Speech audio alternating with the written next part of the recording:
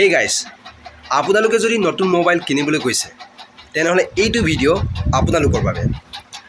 আমি নতুন মোবাইল কিনিবলৈ লোৱাত সাধাৰণতে কিছুমান ডাঙৰ ভুল কৰোঁ আৰু সেই ভুলবোৰ বিষয়ে আজি এই ভিডিঅ'টোত আলোচনা কৰিম।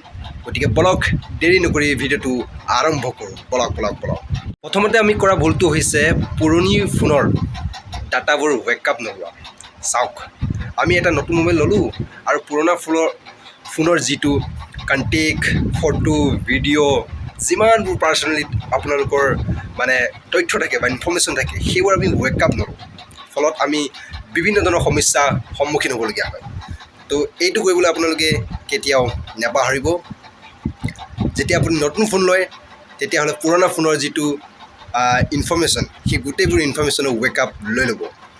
আৰু তাৰ বাবে আপোনালোকে গুগল ড্ৰাইভ, iCloud বিভিন্ন ধৰণৰ বেকআপ ব্যৱহাৰ কৰিব পাৰে।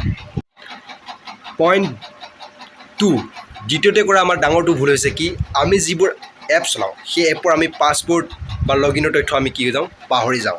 চাওক, আপুনি হোৱাটছআপ চলায়, ফেচবুক চলায়, ইনষ্টাগ্ৰাম চলায়, এই সকলোবোৰ আমি লগ ইনৰ তথ্য পাহৰি যাওঁ। চাওক, তেনেকুৱা নকৰিব। এই সকলোবোৰ লগ ইনৰ তথ্য আপোনালোকে যদি পাহৰি যায় তেনেহ'লে লিখি ৰাখক বা পাছৱৰ্ড মেনেজমেণ্ট ব্যৱহাৰ কৰক। পইণ্ট 3, আপোনালোকৰ মোবাইলৰ যিবোৰ গুগল হওক বা এপল ID হওক সেইবোৰ আপোনালোকে কি কৰিব, ৰিমুভ কৰিব।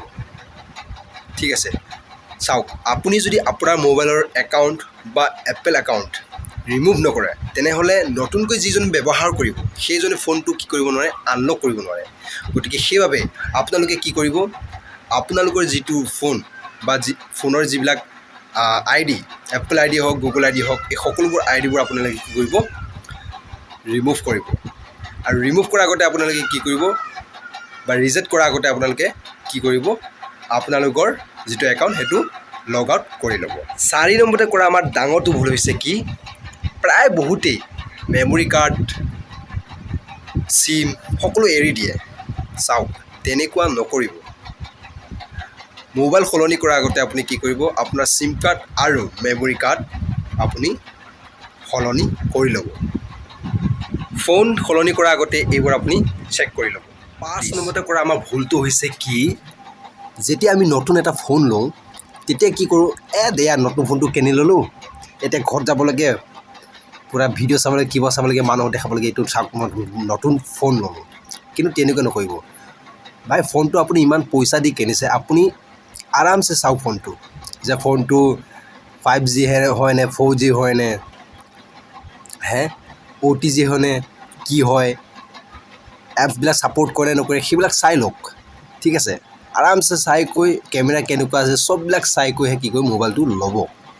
ঠিক আছে, আৰু মোবাইলটো লোৱাৰ আগতে আপোনালোকে কি কৰিব, ৰিভিউ আৰু স্পেচটো চাই ল'ব। তো এইবিলাক আৰামছে চাইহে আপুনি কি কৰিব, মোবাইলটো ক্ৰয় কৰিব। 6 নম্বৰ ভুলটো হৈছে কি, যেতিয়া আপুনি নতুন ফোন লয় তেতিয়া ফোনটো ৱাৰেণ্টি আৰু বিল সংৰক্ষণ নকৰাকৈ কেতিয়াও নাহিব। চাওক, নতুন ফোন লৈছে, তাৰ ৱাৰেণ্টি আৰু বিল সদায় সংৰক্ষণ কৰিব। চাওক, যদি আপুনি ৱাৰেণ্টি ক্লেইম কৰিব নোৱাৰে তেনেহ'লে আপোনাৰ বহুত লোকচান হ'ব পাৰে। সেইবাবে আপুনি ৱাৰেণ্টি আৰু বিল সদায় সংৰক্ষণ কৰিব নতুন মোবাইল ল'লে। পুৰণি ফোন বিক্ৰী কৰোঁতেই একাউণ্ট ৰিজেক্ট নকৰে, আপোনাৰ ইনফৰ্মেশ্যনবোৰ যদি ডিলিট নকৰে তেনেহ'লে আপুনি বহুত বিপদত পৰিব পাৰে। সেয়েহে আপোনাৰ পুৰণি ফোন বিক্ৰী কৰোঁতে আপুনি কি কৰিব, আপোনাৰ যিবোৰ একাউণ্ট, আপোনাৰ যিবোৰ পাৰ্চনেল ইনফৰ্মেশ্যন সেইবোৰ চব ৰিজেক্ট কৰিব। তাৰপিছতে আপুনি ফোনটো কি কৰিব, বিক্ৰী কৰিব। আপোনাৰ ব্যক্তিগত যিবোৰ তথ্য আপুনি যদি হেৰুৱাই দিয়ে তেনেহ'লে আপুনি ভয়ংকৰ বিপদত পৰিব পাৰে।